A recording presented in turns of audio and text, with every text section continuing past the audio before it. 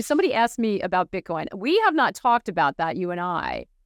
Let me give you the very short version. It's the Beanie Babies without the stuffed animals. Move on. I'm gonna take that. You're not a fan. You're not a believer. No, it's just pointless. It had its moment when the baby boomers had quite retired, and now it's just fluff. Wait a minute, everyone.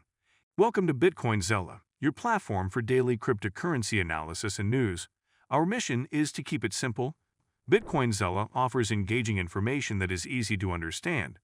Our analysts keep their eyes on the latest news to provide valuable insights via email. Don't miss out on this opportunity. Join our community of 10,000 subscribers and experience the new edge with Bitcoinzilla. Subscribe now. In this video, Peter Zeihan will share his insights on: is Bitcoin a bubble or a boon? Does gold still hold its luster? Also, we will talk about China's challenge and Russia's role, nuclear threats and geopolitical gambits. What's the next move? What does Wall Street's disconnect from the Federal Reserve mean for you? Trade tensions, race for the biggest trade conflict since the 1920s. Let's join Peter Zeihan in this interview about these topics and more. We're not in an environment anymore where there aren't a lot of really clear positive investment plays because of all the industrial build-out that has to happen. I usually only think of gold when I have no idea what's going on. And it's very clear that we're seeing a huge industrial build-out in Southeast Asia and especially in North America. So there was ways to play this. And in an inflation index terms, gold over the long haul doesn't look all that hot, but it doesn't look all that bad. I've heard of dumber ideas. The situation in China has gone from bad to horrific. The new demographic data that's been leaking out in bits and pieces over the last 9 months basically indicates that the replacement generation that the Chinese thought they were going to get back in 2000 never materialized. And now we're in a situation where the birth rate's actually dropped by almost 50% in just the last 5 years. So the capacity of China long-term, not simply to be a manufacturing power with workforce, but simply exist as a coherent industrial power, is now impossible. And it's just a question now of how do we get from here to the end? Obviously, the Chinese government would prefer that end date to be as far in the future as possible. The challenge they're facing, the challenge we're all facing, is that the American birth rate, as low as it is, has now been higher than China's for 30 years. And so they've simply run out of people under age 40.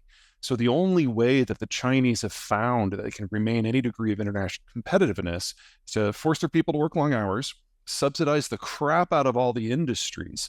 And since the people are working all the time, push down their consumption and force their capital into government-led investments in some way. Well, that leaves you with this huge overhang of industrial product that has to be exported. And so we're at the beginning edge of what will be the last great wave of Chinese product dumping. It's captured everyone's imagination in the electric vehicle space, and that's very, very real. But that's only one small sliver of what's coming.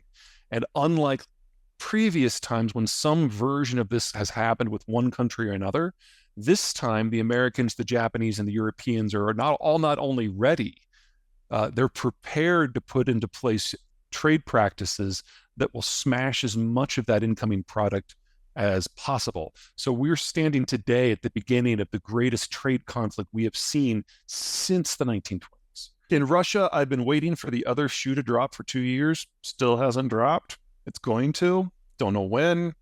Keeping my eyes on it. I just want to, on Russia, we always talked about that wild card being the fact they have nuclear weapons. Is that still as much of a threat? Because if you see the conversation, at least in Washington, it seems like there's so much more attention on Israel and Iran, and Russia's really moved to the back burner. The American foreign policy community really has a hard time focusing on more than one thing at a time. And in an election year, to be perfectly blunt, Jews sell more votes than Russians. So that'll be the focus. But you would still be concerned about the fact that... Very. MicroStrategy, the NASDAQ-listed software intelligence firm and the world's first Bitcoin development company, has disclosed that it now holds 214,400 Bitcoins after the latest purchase. We acquired 25,250 additional Bitcoins since the end of the fourth quarter, our 14th consecutive quarter of adding more Bitcoin to our balance sheet, said the company's chief financial officer. Hong Kong's debut of 6-spot Bitcoin and Ethereum exchange-traded funds, ETF, garnered 87.5 million Hong Kong dollars, $11 million, on their first day, April 30. However, these ETF underperformed compared to their U.S. counterparts, which had attracted a much larger sum of $4.6 billion on their initial day. The Bank of Russia has dismissed the effect that a future confiscation of Russian assets in the U.S. might have on the nation's economic stability. Over Nabiullina, governor of the bank, stated that Russia has been diversifying its asset portfolio for many years, and that the assets to be seized weren't in use anymore. Yeah, well, all that tells me is that Donald Trump told the people who were trying out for his economic team that that's what he plans to do. Now, he can't do that without an act of Congress, and probably more than one. So the degree to which you'd have to have not just a Trump victory, but a strong cocktail victory is extreme to make that happen. I just don't see that in the cards. So not a risk. So I know the Fed came up when you were talking to investors. What are they concerned about? There seems to be this growing realization among the financial community that the Fed doesn't like them very much. And I think that's our overall and accurate assessment. Let's start from the petty and then go to the non-petty. So on the petty side, the Fed is increasingly vocal about blaming the investment community for not just the subprime crisis, but the dot-com bust 25 years ago. And, there's an argument to be made there. Credit was too cheap. The business community took in some strange directions, and we all paid the price for it. But the bigger reason, the deeper reason, is demographic. Because if you think back to the period from roughly 2000 to 2020, that's the period when the baby boomers were shedding their kids, had paid down their houses, but they hadn't yet retired. And so the largest generation we've ever had was at their most capital-rich moment for a 2-decade period. And so the whole world was flooded with baby boomer, and especially American baby boomer capital. And we couldn't absorb it all. So we needed this large financial sector to figure out what to do with it. And that has been the story for most of the people in Wall Street for the last 20 years, 25 years. Well, that's not the environment we're in anymore. Half of the boomers have already retired. They've taken their potential high velocity investments and put them into low velocity investments, because if you're retired, you don't want to be in the derivative market. You want T-bills. All of a sudden, you've got this huge financial overhang in labor, a sector that is supersized, and the amount of capital is shrinking. So there's not yet a recognition among the financial crowd that maybe we don't need all of them anymore. But we're getting there. And this disconnect between what the investment community thinks should happen with rates and what the Fed has made it very clear is going to happen with rates is getting wider and wider by the moment. And the investment community is looking more and more out of touch. And that's going to last until we have a reckoning. Now, I don't mean to suggest that it's like right around the corner.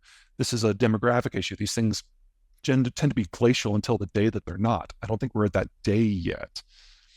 But we're not going back to where we were in the aughts and the teens.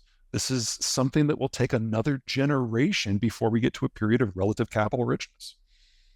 So the financial sector, or Wall Street, at least Wall Street that services it, will have to shrink.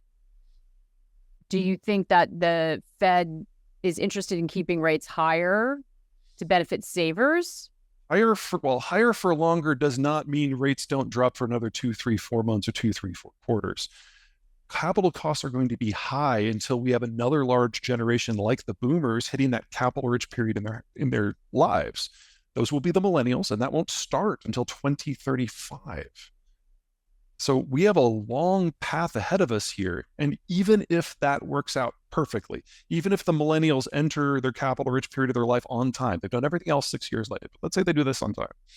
Well, there's still a problem with demand.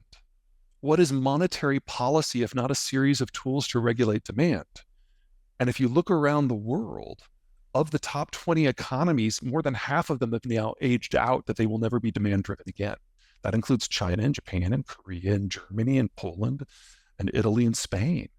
So we're in a very different macroeconomic environment now, driven by demographic factors. And that's our new normal. And people just haven't adjusted to that fact yet. And the China angle that we started with, that's what it looks like from a manufacturing side and a trade side. Finance teams They haven't quite assimilated this yet.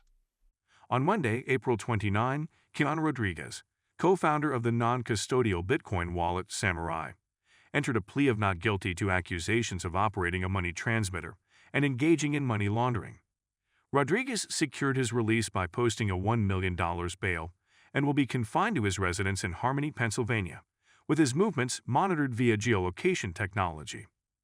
With the debut of spot Bitcoin and Ethereum exchange-traded funds, ETF, in Hong Kong trading on Tuesday, market observers are speculating about the potential demand for these ETF in the region, reminiscent of the enthusiasm seen in the U.S. following the approval of 11 spot Bitcoin ETF on January 10.